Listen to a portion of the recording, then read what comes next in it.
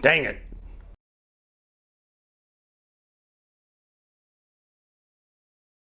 Hi, welcome back to the Camp Chaos Chronicles. This episode we're going to do something a little bit different. We're going to reinstitute something we did the first season, and that was the Tuesday Extras, which were short episodes that were 2 to 3 minutes long, maybe 5, that dealt with issues occurring around the place that I thought you might want to know about, but didn't really warrant a complete episode.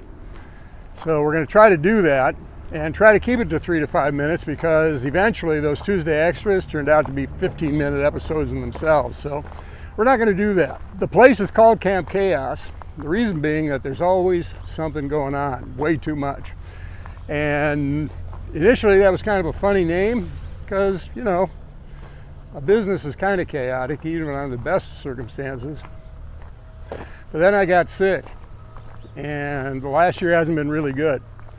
So the chaos around here has been taking on a whole different dimension. But I'm better now. I'm feeling great. So I'm catching up, but there's still a lot going on. So let's see what's going on at Camp Chaos. So let's start out with what's going on in the machine shop and a bunch of stuff. What we got here is an engine that came in 6 weeks ago, I believe. It's an E-type V12 that is going to get a complete refurbishment of the long block, and that's going to be a special engine. I'm looking forward to getting started on this one. And here we've got the fuel injection setup for the 91 client engine that I've got going right now. And it shows pretty clearly what we got to do to find some horizontal bench space around here to put projects on. A couple of sawhorses and a piece of plywood, boom, you got a bench, which is, it's hard to find horizontal surfaces without projects on it right now. Here we've got a V12 that is getting ready to go out, that been working on since, it's one of 3 that I've been working on for the past too many months because of the health issues that I've been undergoing.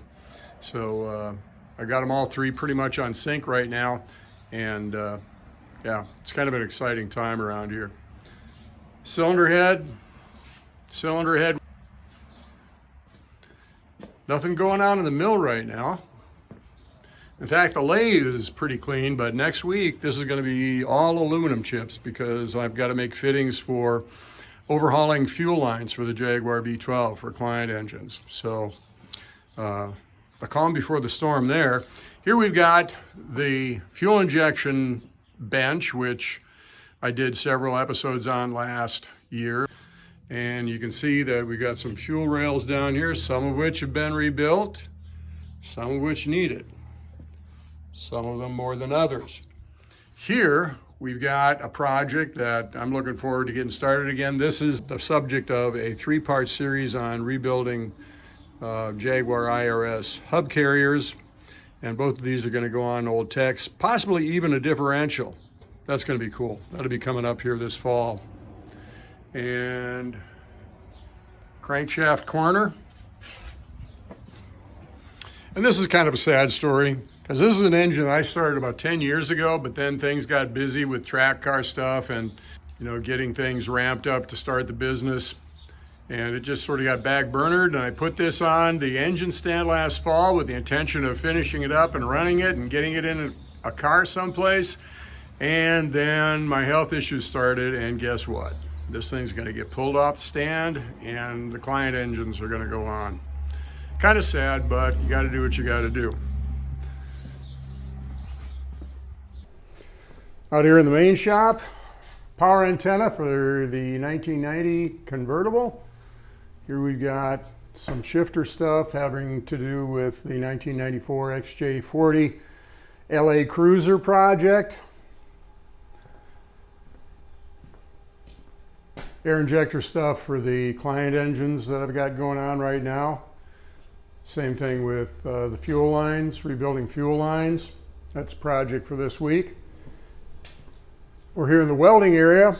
We got everything but we got lower control arms that are going on the Champ Car project. We're going to be replacing the sheet metal ones because This lower control arm just uses just a straight shock and springs, as opposed to the strut-like thing that came on the original Champ car when it was a street car. And for us to just play around and figure out correct spring lengths and shocks and that sort of thing, it's just a whole lot easier when you're dealing with just a shock and a spring, as opposed to having to dismantle this setup every time you want to make a change. And here we got the aftermath of the project where I renovated, refurbished some air injection pumps. I got 3 out of what I've got, and I've got a couple more that I can make out of this stuff right here. So that was an interesting project. And then over here we got my very sad, forlorn, neglected track car. Hasn't been touched since I pulled the rear axle out of it, actually 2 years ago. But that's going to change this winter. I know I keep saying stuff like that, but I'm going to make it happen.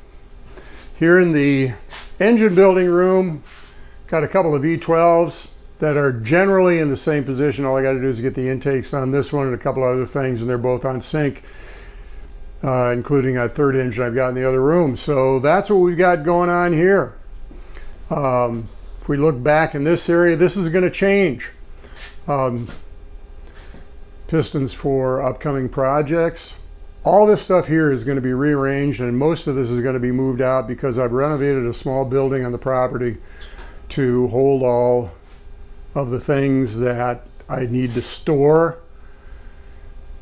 but I don't use on a regular basis, and that would be most of this stuff back here. So from about this point in the wall here will be a dedicated engine room.